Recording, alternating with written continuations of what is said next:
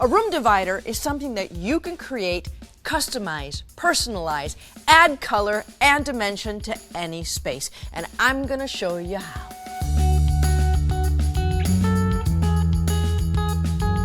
So I've got the first piece at 4 feet, the second piece is going to be 5 feet, and the third piece is going to be 6 feet tall. So we've got our 3 pieces for our divider, but what a boring divider if we just did 3 squares. So of course I gotta harmonize it a little bit, and I'm gonna give it some arches. Arches are the in thing right now, so I'm doing an arch at the top and an arch at the bottom. But to make the same arch on the top and the bottom, I'm gonna use a trammel arm. It's a 2-point trammel arm. There's a pencil on this end and a point on this end. This helps me line out exactly where I wanna go. Then I'm gonna go ahead and set it in with a router and another trammel arm. I'm gonna leave the excess attached so I can nail in the trammel arm and not worry about these 2 pieces getting misaligned when we're actually cutting it. So let me show you how we're gonna cut out these arches.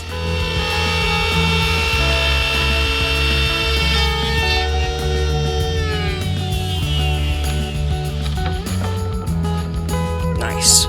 So I want to put in some pegs, 3/4 inch pegs into one section of our divider. So what we're going to do is we're going to drill a 3/4 inch hole with a 3/4 inch Forstner bit.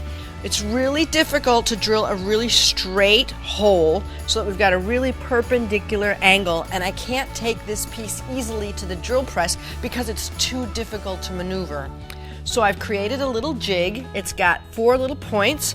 I've already found all of my center points. I've got 3 inches in between, and I'm going to use a actuated nail set. So we'll just find center, and the quickest way to find center, believe it or not, is to not go this way because you really won't find center. So you actually put your point on the angle, make sure that that's where you want to go, and then you pivot up, and now you're exactly center. So now we're just going to pull up once and twice, and there's our little center hole. We'll do it again for each of our holes, and then we'll start to drill.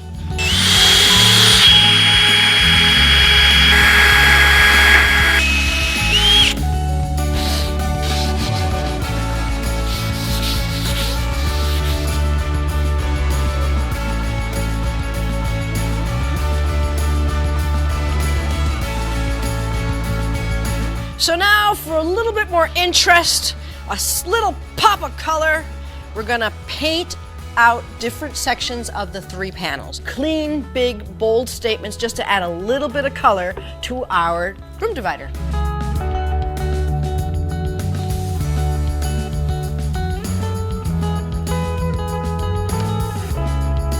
So what we have here is a router table, and right under there, inside of this cabinet, is a router. I'm choosing to use a 1/2 straight router bit that's going to cut a little channel groove just like this one here, and when we're done we'll be able to slide our pieces of the divider in here and we'll nail it from the outside.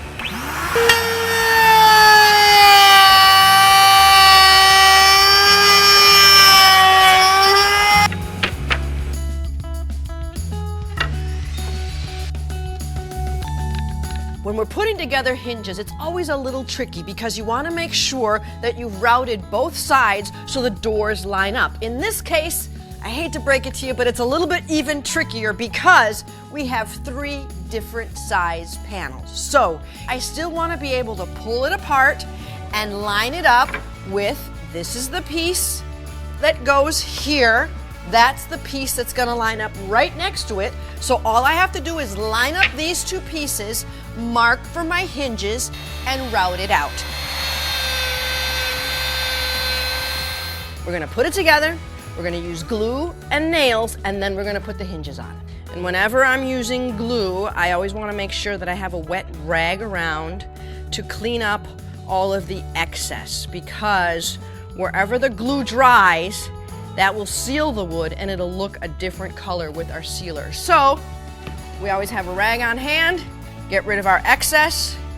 What we don't want to do is we don't want to pop our nail out the wrong way, one way or another. So what I'm going to do is I already know that the perfect spot is 3/4 of an inch. This happens to be 3/4 of an inch. I'm gonna put a little line because then I know I'm exactly where I need to be.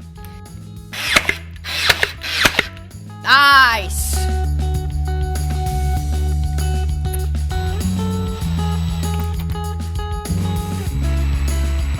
Here goes nothing. This is the first time even I'm gonna see if it works. Nice! Yes, sirree, Bob!